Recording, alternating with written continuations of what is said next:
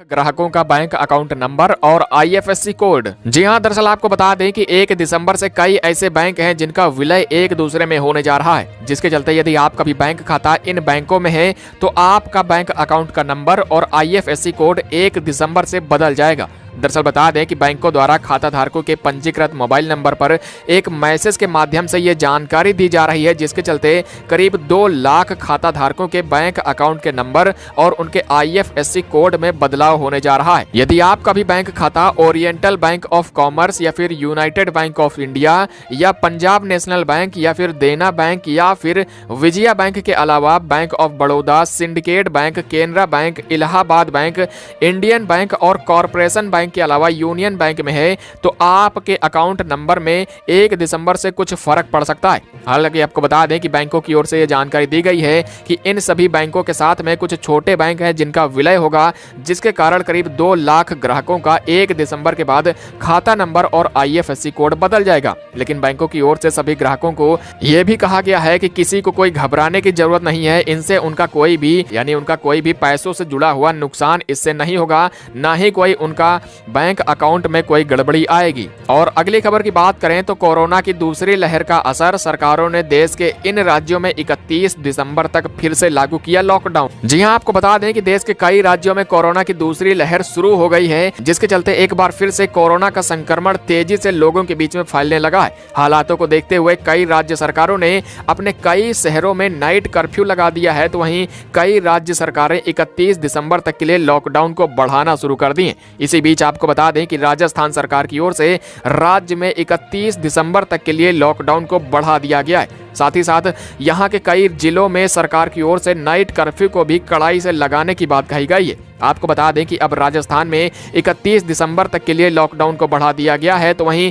कई ऐसे जिले हैं जहां पर कोरोना की चपेट में लोगों के आने की वजह से उनकी मौतें तेजी से होने लगी। इसी वजह से यहां की सरकार की ओर से रात्रि के समय में भी नाइट कर्फ्यू लागू कर दिया गया है। और अगली खबर की बात करें तो आम आदमी को लगा महंगाई का झटका, फलों और सब्जियों की कीमतों में आई एक बार फिर से तेजी। जी हां, आपको बता दें कि देश के कई राज्यों में पिछले 2 से 3 महीनों के दौरान सब्जियों के दामों में काफी तेजी चल रही है। इसी बीच अब आम आदमी के ऊपर दिल्ली के बॉर्डर पर किसानों द्वारा दिए जा रहे धरने के कारण सब्जियों और फलों के दाम काफी तेजी से बढ़ने शुरू हो गए। आपको बता दें कि देश की राजधानी दिल्ली की सीमाओं पर किसानों के धरना प्रदर्शन के चलते फलों और सब्जियों की आपूर्ति बाधित होने के कारण दिल्ली में फलों और सब्जियों की कीमतों में काफी तेजी से उछाल आ गया है। दरअसल बता दें कि पंजाब और हरियाणा से आए हुए किसान दिल्ली के बॉर्डर पर काफी भीषण धरना दे रहे हैं, जिसके चलते सब्जियों की आवक दिल्ली में कम हो गई है। इसकी वजह से दिल्ली के लोगों को फलों और सब्जियों को काफी ज्यादा महंगी दरों पर खरीदना पड़ रहा है। दरअसल बता दें कि जहां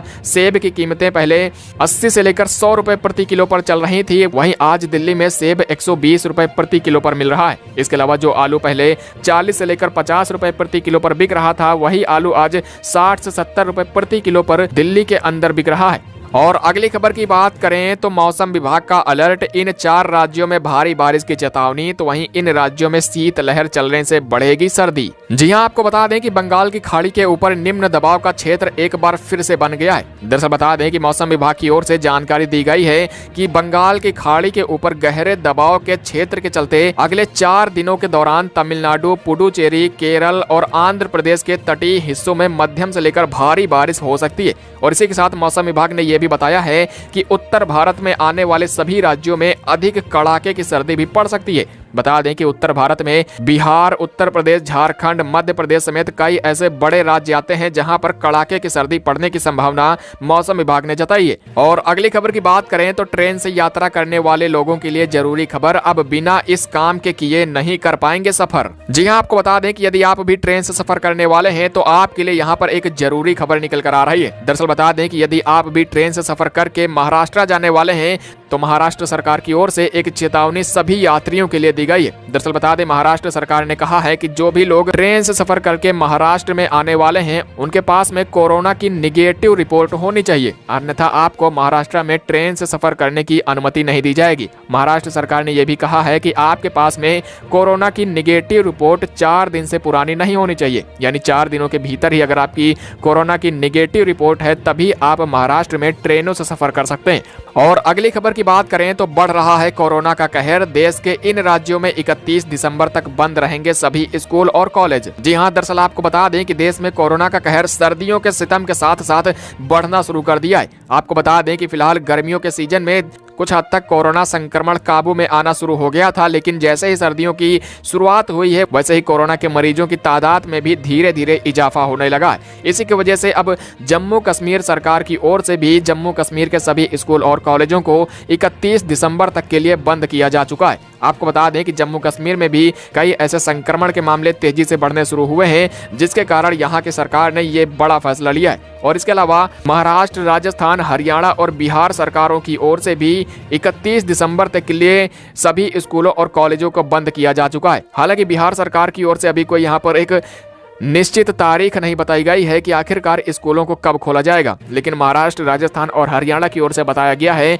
कि 31 दिसंबर के बाद में स्कूलों को पुनः खोलने पर विचार किया जा सकता है। और साथ ही अगर आप उत्तर प्रदेश से हैं तो उत्तर प्रदेश के उन इलाकों में जहां पर कोरोना संक्रमण नहीं है वहां पर स्कूलों को धीरे धीरे खोला जा रहा है। और अगली खबर की बात करें तो 1 दिसंबर से बदलने जा रहे हैं घरेलू गैस सिलेंडर के दाम। बैंकों से पैसे निकालने और ट्रेनों में सफर करने को लेकर ये बड़े नियम। जी हां, दरअसल आपको बता दें कि 1 दिसंबर से कई ऐसे बड़े बदलाव होने जा रहे हैं जिसका असर आपकी जेब पर सीधा सीधा पड़ने वाला है। आपको बता दें कि यदि आपका बैंक में खाता है तो अब आपको आरबीआई की ओर से ऐलान किया गया है कि आरटीजीएस की सुविधा आपको 24 घंटे तक दी जाएगी। यानी कि आप यदि आरटीजीएस के थ्रू किसी को भी पैसा भेजते हैं तो अब आप इस सुविधा के थ्रू 24 घंटे में कभी भी भेज सकते हैं। यानी कि हफ्ते के 7 दिन, साल के 365 दिन तक इस सुविधा को उपलब्ध कराने की बात आरबीआई की ओर से कही गई है। और इसके अलावा जो अगला नियम 1 दिसंबर से लागू होने जा रहा है उसमें 1 दिसंबर से रसोई गैस की कीमतों में बड़ा बदलाव हो सकता है। आपको बता दें कि सभी गैस कंपनियां 1 दिसंबर से रसोई गैस की कीमतों में कुछ फेर बदल करती हैं, जिसमें या तो वो गैस सिलेंडर को महंगा करती हैं या फिर उसके दामों में कुछ कमी करती हैं। फिलहाल ये देखने वाली बात होगी कि 1 दिसंबर से गैस सिलेंडर के दामों में कमी होती है या फिर महंगा किया जाता है। जो भी होगा हम आपको खबरों के माध्यम से रूबरू करवाते रहेंगे, तो आप इस चैनल को सब्सक्राइब करके जरूर रख लीजिएगा।